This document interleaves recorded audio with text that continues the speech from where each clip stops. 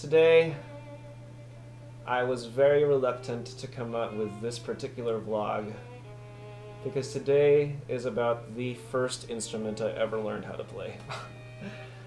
And it is the violin. And I love the instrument. It's just so freaking hard to play.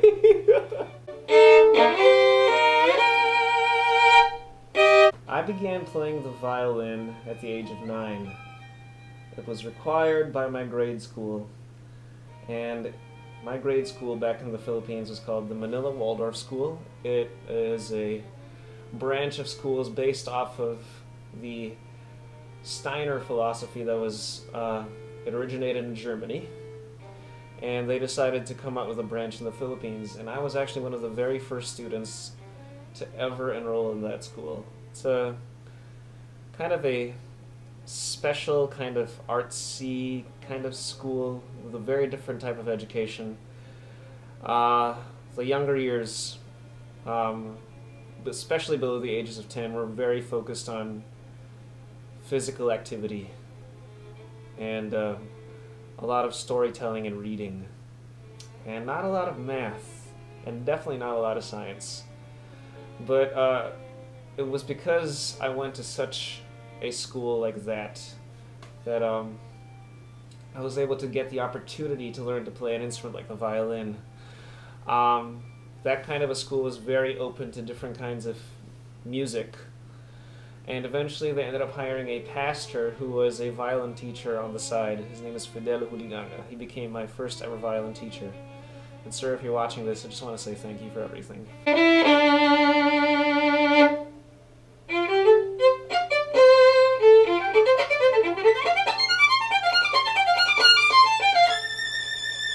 So yeah, that began my musical journey, really. I haven't stopped playing music, period, ever since the age of 9. And it's because of those initial days as a violinist. And the first time I started playing violin, I took to it like a duck takes to water. A lot of the people that I looked up to and I looked at as authority figures said I could play pretty well, and so I stuck to it. My parents were particularly encouraging. As soon as they could, especially when my grandma on my dad's side realized I could play pretty well for a kid, as soon as they could, they made sure that I could move to a very, very serious teacher back in the Philippines, whose sole purpose in life was to play violin, basically. And his name was Coke Bolipata. He was my second violin teacher ever. And that was an eye-opener, a huge eye-opener, because that was when I realized just how serious violinists were about anything and everything. Back in my days as a grade school kid, when I was playing violin, I mean, I played it for fun. And I could play it well, and for that age, it was just fun to be able to play it well, and I didn't really think much of it. But when I moved to Sir Coke, that's when I realized, oh man, most of this is really hard work. And that began a stage in my life where there were many points in my young violin career where I was like, man, this is no longer fun, honestly. This is a lot of hard work.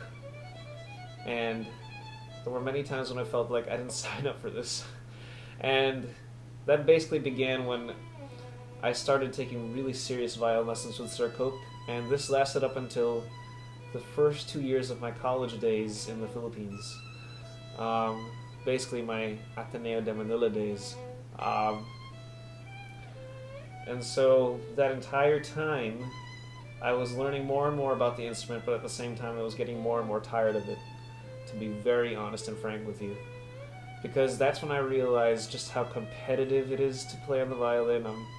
It's one of the most cutthroat fields, not just in music, but I think, honestly, in the world, maybe. Violinists are some of the most serious people I've ever met in my life. Very competitive and very edgy. and honestly very temperamental. And that makes for quite a combination when there are several individuals who play the same instrument.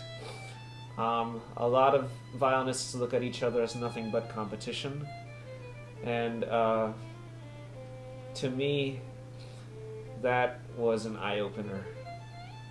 And that reality became even more real, I guess, when I started taking lessons in the States, and when I came to the States for college.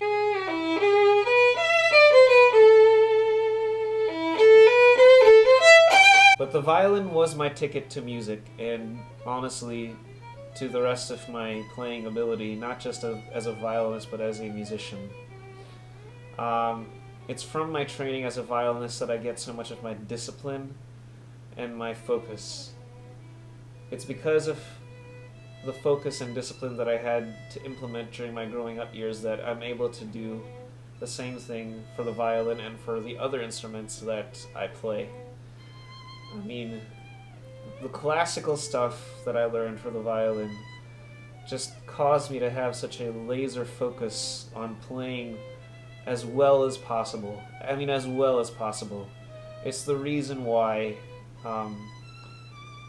I am such a perfectionist.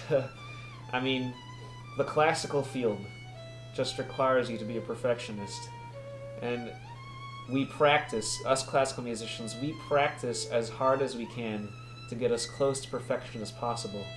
There's no such thing as a perfect human. Anything that is perfect is not human.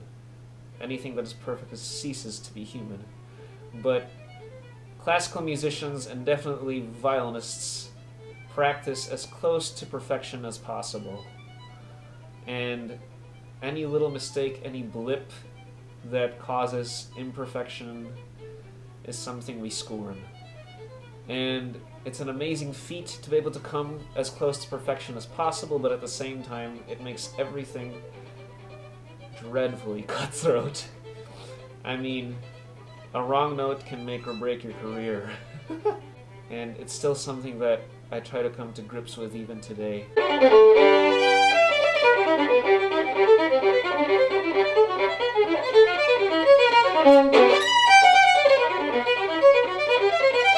And this is why I was hesitant to make a blog about the violin. I mean, I just recorded myself practicing, honestly. And somehow, I am much more comfortable recording myself playing guitar, because somehow I find that to be more forgiving. But to the violinists out there who ever watch this, if you hear a wrong note somewhere in the clips of me playing in this vlog, I apologize. But, you know, I do my best to play violin, and I perform my best, and I give it my all. I don't get to practice as much as I used to as a kid. There's just a lot of things to do and life takes place. But I do my best. I do my best. The violin will forever be part of my musical DNA, and I'm never giving it up. It's a beautiful instrument and I love it. Despite how cutthroat everything is about it, I will keep playing. I will absolutely keep playing.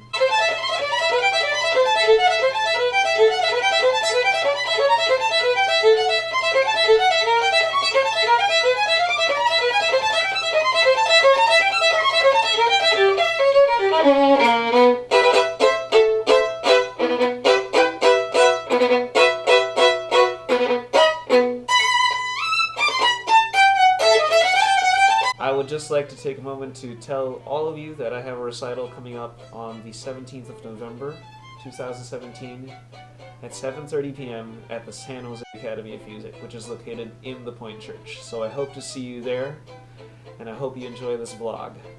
Love you all. Peace.